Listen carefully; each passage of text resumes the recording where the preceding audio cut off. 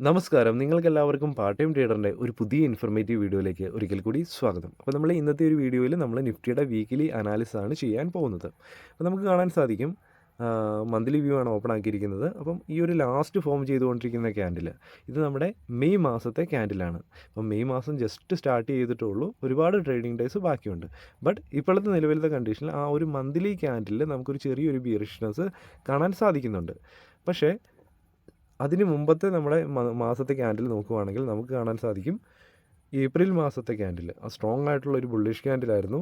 അപ്പം അത് കഴിഞ്ഞിട്ട് ഒരു ചെറിയൊരു ബിയറിഷ്നെസ്, ഒരുപക്ഷെ പ്രോഫിറ്റ് ബുക്കിംഗ് ആയേക്കാം, ചെറിയൊരു ബിയറിഷ്നെസ് ആ ഒരു നെക്സ്റ്റ് മെയ് മാസത്തെ സ്റ്റാർട്ടിങ്ങിന് കാണാൻ സാധിക്കുന്നുണ്ട്.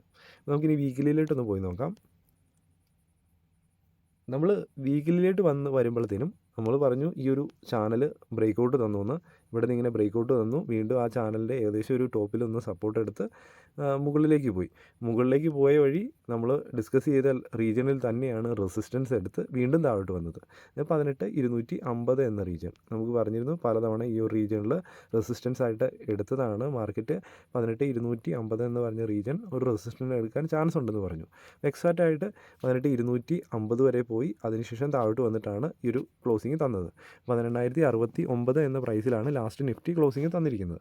നമുക്ക് കാണാൻ സാധിക്കും ഈ ഒരു വീക്കിലി ക്യാൻഡിലും കഴിഞ്ഞ വീക്കിലെ ക്യാൻഡിലും ഒരു ബിയറിഷ് ക്യാൻഡിൽ തന്നെയായിരുന്നു. അപ്പം ഒരുപക്ഷെ ഒരു ചെറിയൊരു കറക്ഷനോ ഒക്കെ താഴോട്ട് വന്നേക്കാം. അപ്പം വരികയാണെങ്കിൽ നമുക്ക് ഫസ്റ്റ് സപ്പോർട്ടായിട്ട് വരുന്നത് ഈ ഒരു റീജിയൻ ആയിരിക്കും. ഫസ്റ്റ് സപ്പോർട്ട് അതായത് 17,850 എന്ന റീജിയനാണ് ഫസ്റ്റ് സപ്പോർട്ടായിട്ട് വരുന്നത്.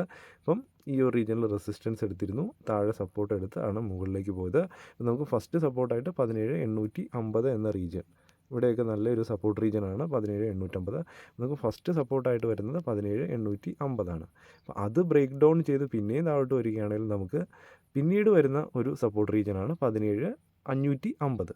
അപ്പോൾ 17,550 വരെ നമ്മൾ മാർക്കറ്റിൽ ലോങ് വ്യൂവിൽ ബുള്ളിഷ് തന്നെയാണ്.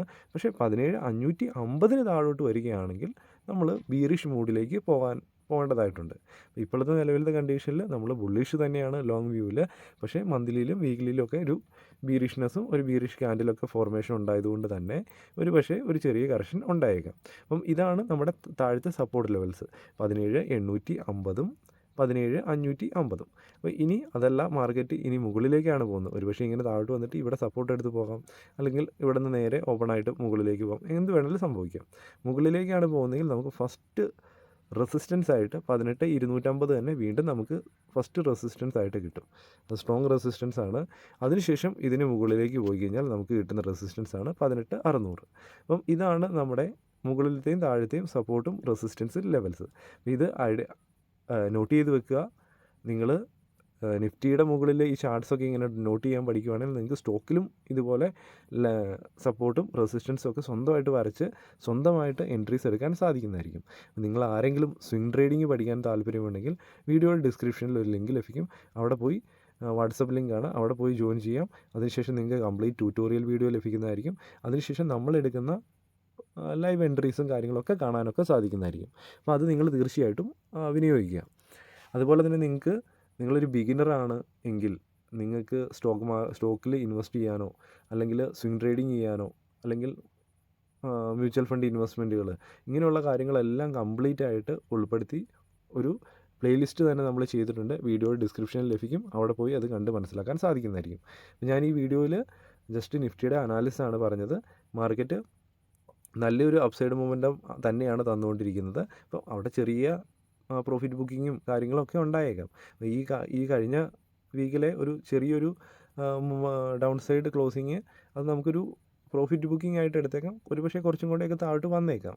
ബട്ട് ലോങ് വ്യൂവിൽ നമ്മൾ ഇപ്പോഴും ബുള്ളിഷ് തന്നെയാണ്. ആ ഒരു സ്ട്രോങ് മൊമെൻറ്റം ഒരുപക്ഷെ എപ്പോൾ വേണമെങ്കിലും തിരിച്ച് വീണ്ടും നമുക്ക് കിട്ടിയേക്കാം. ഈ വീഡിയോ കണ്ട നിങ്ങൾക്ക് എല്ലാവർക്കും നന്ദി. ഞാൻ വിചാരിക്കുന്നത് നിങ്ങൾക്ക് കൃത്യമായിട്ട് മനസ്സിലായെന്ന്.